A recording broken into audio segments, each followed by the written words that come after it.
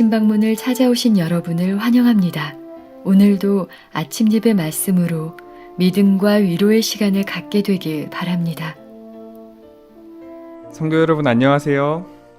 오늘도 천사의 아침 방문에 오셔서 하나님의 말씀을 듣고 또 함께 기도드릴 수 있는 시간을 가질 수 있어서 너무나 감사합니다. 다 함께 기도드리시겠습니다. 하늘에 계신 저희들의 아버지, 말씀이 갈급하여 우물가의 여인같이 생수를 구하는 성도들 이곳에 모여 하나님의 말씀을 읽고 묵상하려고 합니다. 오늘의 말씀 묵상이 우리의 갈급함을 채워주시고 하루를 살아가는 생명의 근원이 될 수 있도록 인도하여 주시옵소서. 오늘도 권면해 주시는 목사님에게 하나님의 마음을 알게 하여 주시고 듣는 자들에게 온전하게 전달될 수 있도록 인도하여 주시옵소서. 예수님의 이름으로 간절히 기도드립니다. 아멘.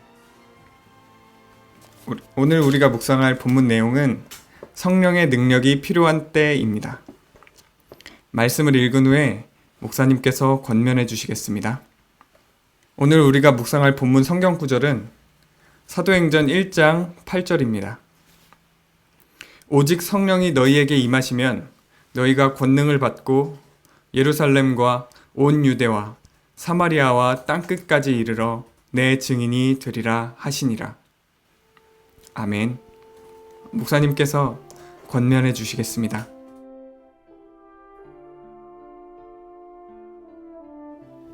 안녕하십니까 성도 여러분. 오늘도 우리가 하나님 앞에서 말씀을 살피는 시간을 갖겠습니다. 성령의 능력이 필요한 때라는 제목입니다.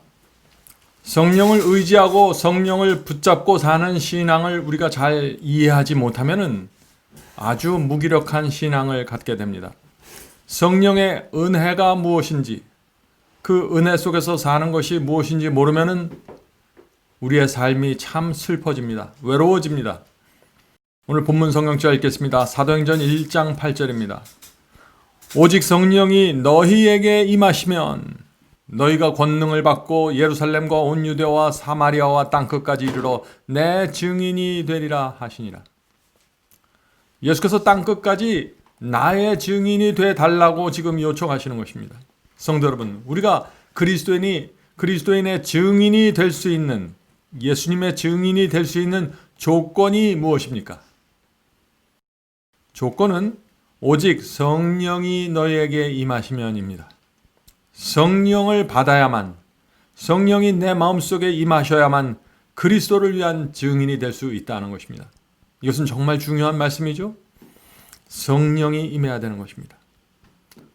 본문 읽겠습니다. 우리는 제자들이 오순절에 기도했던 것처럼 성령의 강림을 위하여 간절히 기도해야 된다.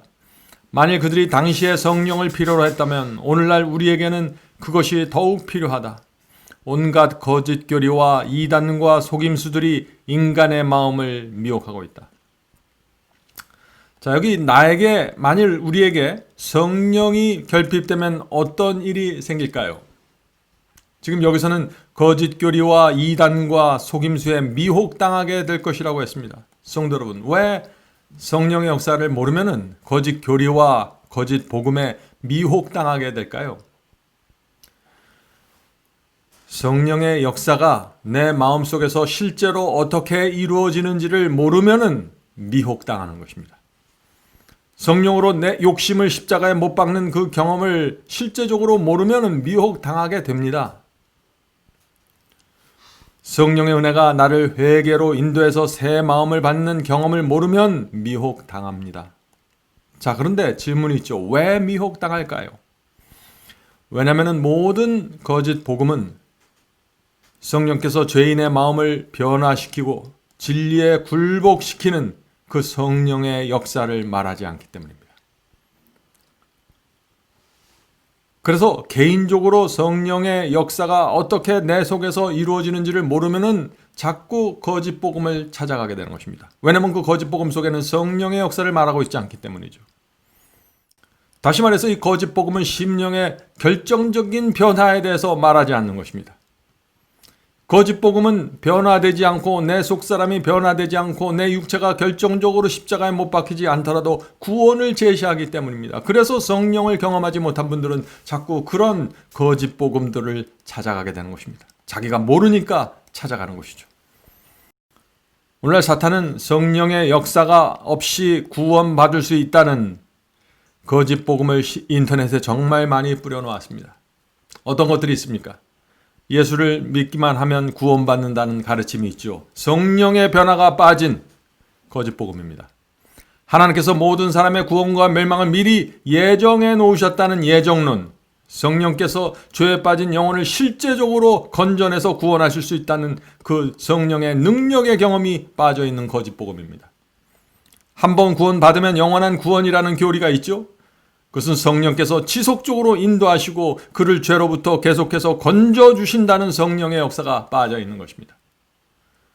성도 여러분, 우리가 정말 성령께서 내 마음에서 어떻게 역사하시는지를 알면은 오늘날 기독교에 널려져 있는 그런 거짓 복음을 결코 받아들일 수가 없습니다. 왜냐하면 그런 거짓 복음들이 내 마음에서 실제적으로 일어난 변화의 경험과 너무나 다르기 때문이죠. 성도 여러분, 우리는 이 바울의 말씀을 이해해야 합니다. 너희는 성령을 따라 행하라. 그리하면 육체의 욕심을 이루지 않으리라. 우리가 이 말씀을 경험으로 이해하면 어떻게 될까요? 우리는 길을 잃어버리지 않게 됩니다. 인간은 죄를 이길 수 없다는 그런 가르침을 받을 수가 없습니다. 율법주의자가 될 수도 없고 이상한 세속주의자가 될 수도 없는 것입니다. 우리는 성경이 말하는 그 복음 안으로 깊이 들어가게 되는 것입니다. 계속 읽겠습니다. 성령의 도움 없이 거룩한 진리를 제시하려는 우리의 노력은 헛될 것이다. 정말 이 말씀은 깊이 절감이 되는 말씀입니다. 우리가 아무리 성경 말씀을 논리적으로 전할지라도 성령께서 그 말씀을 듣는 사람의 마음을 감동시키고 진리에 굴복시키지 않으면 아무런 열매도 없는 것입니다. 아무리 설교가 잘 돼도 소용이 없는 것입니다. 성령께서 그 영혼을 굴복시키기 전에는 말이죠. 그래서 말씀을 나누는 이 설교자들은 성령께서 역사하실 수 있는 설교를 해야 한다는 고민을 갖게 되는 것입니다. 자, 오순절에 사도들이 설교했을 때 그 당시 백성들의 반응이 어땠습니까? 사도행전 2장 37절에 그 말씀이 있죠. 사도행전 2장 37절. 저희가 이 말을 듣고 마음에 찔려 베드로와 다른 사도들에게 물어 가로되 형제들아 우리가 어찌할꼬 하거늘. 이것이 하나님의 말씀을 들었을 때 당연히 나타나야 될 반응입니다. 우리 마음에 찔림을 받고 주여 제가 어떻게 하면 구원을 받을 수 있습니까? 라는 고백이 나오는 이런 설교와 이런 말씀을 들어야 하는 것입니다. 그런 말씀이 우리를 구원의 길로 인도하는 말씀입니다. 진짜 복음입니다. 다음 말씀 읽겠습니다. 누구든지 생수를 마시면 그것은 그 속에서 영생하도록 솟아나는 샘물이 될 것이며 그 축복은 자신에게 국한되지 않고 다른 사람들에게 나누어질 것이다. 먼저 내 속에서 생수를 마시는 경험이 있어야만 다른 사람들에게 생수가 흘러나갈 수 있다는 것이죠. 자, 성경 말씀은 생수입니다. 생명수입니다. 그런데 모든 사람에게 있어서 이 말씀이 생수가 되는 것은 아닙니다. 어떤 사람은 성경을 아무리 읽어도 생수가 되지 않습니다. 왜 그럴까요? 갈증이 없기 때문입니다.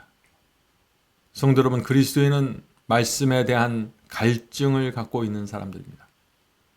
아침마다 시냇물을 찾는 사슴처럼 갈증을 갖고 생수를 마셔야 합니다. 그런 사람들은 살아나게 될 것입니다. 갈증이 있는 사람은 생수를 분별할 수 있습니다. 말씀을 분별할 수 있습니다.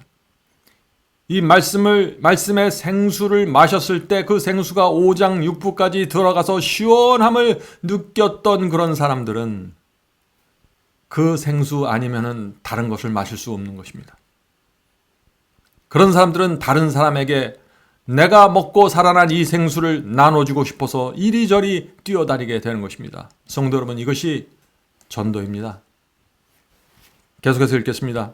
악의 세력을 정복하는 성령을 거절하는 것은 다른 모든 죄를 능가하는 죄이다. 왜냐하면 그것은 우리를 능력의 근원이신 그리스도 및 그분의 교통에서 끊어지게 하기 때문이다. 성도 여러분, 성령을 거절하는 것이 왜 다른 어떤 죄보다도 크다고 말씀하셨을까요? 예수께서도 동일한 말씀을 하셨죠. 누가복음 12장 10절입니다. 누가복음 12장 10절. 누구든지 말로 인자를 거역하면 사하심을 받으려니와 성령을 모독하는 자는 사하심을 받지 못하리라. 이 말씀이 무슨 뜻입니까? 유대인 중에서 나사렛 예수가 하나님의 아들이라는 사실을 분별했던 사람들이 얼마나 많이 있었을까요? 대부분의 사람들은 예수님을 알아보지 못했습니다. 허름한 옷을 입고 먼지 나는 유대 땅을 다니는 한 사람이 있는데 그분이 하나님의 아들이라고 알아본 사람들이 얼마나 있었을까요? 많지 않았을 것입니다. 그러나 예수께서 말씀을 선포하셨을 때는 다릅니다. 예수께서 설교를 하셨을 때 성령께서 듣는 자들의 마음에 역사하셨습니다. 진리를 받아들이라고 호소하셨습니다. 그때 성령의 역사가 이루어지는 것입니다. 그런데 그것을 거절했던 사람들은 메시아를 거절한 것입니다. 십자가에서 예수께서 그 고통 속에서 거룩한 성품으로 매달려 있었을 때 성령께서 가장 크게 역사하셨습니다. 십자가 주변에 있던 수많은 군중들에게 성령께서 그들의 마음에 호소했습니다. 그 성령의 역사 때문에 죽음을 목전에 둔 강도까지 주님을 메시아로 영접하는 놀라운 결정을 하게 된 것입니다. 그러나 대부분의 사람들은 그리스도의 십자가의 죽음을 보면서 성령의 역사를 느끼지 못했고 거절했습니다. 메시아를 조롱했고 침뱉고 놀렸습니다. 이것이 성령을 거절하는 사람들의 모습입니다.